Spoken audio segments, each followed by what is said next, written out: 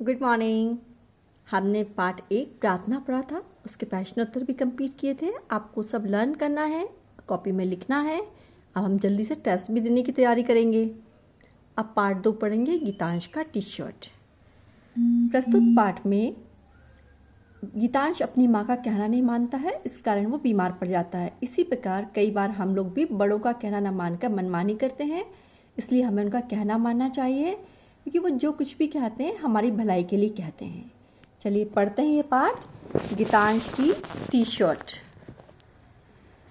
गीतू, ओ गीतू, उठता क्यों नहीं? आज फिर स्कूल के लिए लेट होना है। माँ ने कहते हुए उसकी रजाई हटाई। उसने माँ के गले में बाहें डालते हुए कहा, प्लीज़ माँ, थोड़ी देर और सोना है, देखो कितनी ठंड है। देखो गीतू, ज़्यादा नखरे मत दिखाओ, तुम मुझसे मार खाओगे। क्या फिर स्कूल लेट होना है? माँ ने आंखें ततेरते हुए कहा।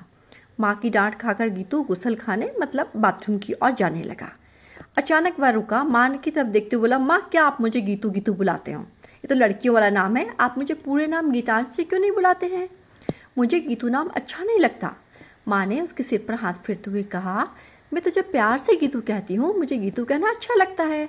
अब जाकर तैयार हो जाओ और नाश्ता करके स्कूल जाओ। इतना कहकर माँ रसोई की ओर चल पड़ी। गीतू भी जल्दी से गुसल खाने में घुस गया। नाश्ते की मेज पर आते आते गीतू ने जल्दी जल्दी नाश्ता किया और पापा के साथ स्कूल चल पड़ा। 5वीं कक्षा में पढ़ने वाला गीतू यानी गीतांश सबका लाडला था, मतलब प्यारा था। घर पर मम्मी पापा तो स्कूल में दोस्त और अध्यापक भी उसे बहुत पसंद करते थे।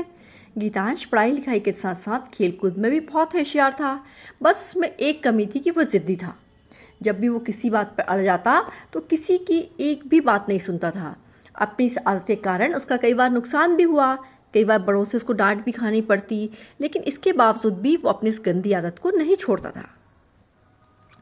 रोज की तरह आज भी खेल के पीरियड में गीतांश अपने दोस्तों के साथ फुटबॉल खेल रहा था। काफ़ी समय बीतने के बाद भी उससे गोल नहीं हुआ तो उसे स्वयं पे गुस्सा आने लगा। तो उसने क्या किया, हम आगे पढ़ते हैं। उसको स्वयं पर गुस्सा आने लगा और इस गुस्से में उसने खेलते खेलते रोहित को टांग मारकर गिरा दिया। क्या किया? रोहित को टांग मारकर गिरा दिया। रोहित गिरा तो उसका घुटना छिल गया। मोहित ने रोहित को उठाते हुए गीतांश से कहा, तुमने जानबूझकर रोहित को टांग मार के गिराया है? तो इस पर गीतांश ने कहा, मैंने जानबूझकर नहीं गिराया, रोहित तो अचानक मेरे सामने आ गया और गिर गया, इसमें मेरी कोई गलती नहीं थी। लेकिन गीतांश बात मानने को तैयार नहीं हुआ। सबने देखा था गीतांश ने जानबूझकर ही रोहित को गिराया था। अब बात जब बहुत बढ़ गई तो स्पोर्ट टीचर्स आए और टीचर ने गीतांश को जमकर डांटा और सुधरने की नसीहत दी। सब बच्चे अपनी कक्षा में चले गए। कक्षा में से आने के बाद भी गीतांश उदास था। किसी पीरियड में उसका पढ़ाई में मन नहीं लग रहा था। जब स्कूल की छुट्टी हुई तो घर लौटते हुए पूरे रास्ते उदास रहा। उसने घर लौटकर अनमने ढंग से दरवाजे की बेल बजाई तो सामने पुष्कर मामा को देखकर खुशी का ठिकाना नहीं रहा। वह खुशी के मारे उनसे लिपट गया। उसके पुष्कर मामा ऑस्ट्रेलिया में रहते थे। आज वे दोपहर को ही दिल्ली पहुंचे थे। गीतांश को मामा जी ने बताया कि उन्हें ऑफिस का कुछ काम है, वे केवल एक दिन के लिए ही आए हैं, कल सुबह उन्हें वापस जाना है। गीतांश को सुनकर अच्छा नहीं लगा। मामा जी सिर्फ एक दिन के लिए आए हैं? मामा जी गीतांश के लिए कई गिफ्ट्स लेकर भी आए थे, लेकिन गीतांश को उन सब में से टी शर्ट अच्छी लगी। वह मामा जी के हाथ से टी शर्ट छीनते हुए दूसरे कमरे में पहुंचा। वहाँ उसने टी शर्ट की खूब तारीफ की, पहनी और बहुत खुश हुआ। सबको उसने टी शर्ट दिखाई, सब में टी शर्ट की बहुत तारीफ की, लेकिन गीतांश को चैन कहाँ। वह अपने दोस्तों को भी मामा जी का ये गिफ्ट दिखाना चाहता था और वह बाहर पहनकर बाहर भाग गया अपने दोस्तों से मिलने के लिए। दोस्तों ने भी उसके टी शर्ट की बहुत तारीफ की।